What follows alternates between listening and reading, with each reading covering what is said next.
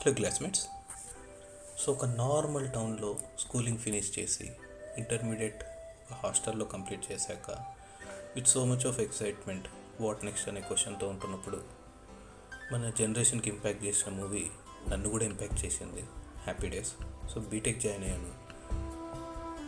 Life will be beautiful అన్న ఒక హోప్తో, బట్ డిఫరెన్స్ చాలా ఉన్నింది.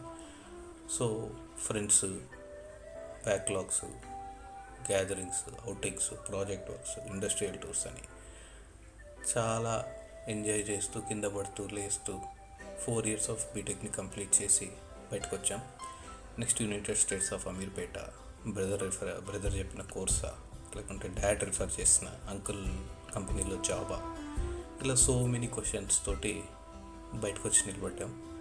నెక్స్ట్ సిట్టింగ్లో డీటెయిల్గా డిస్కస్ చేద్దాం.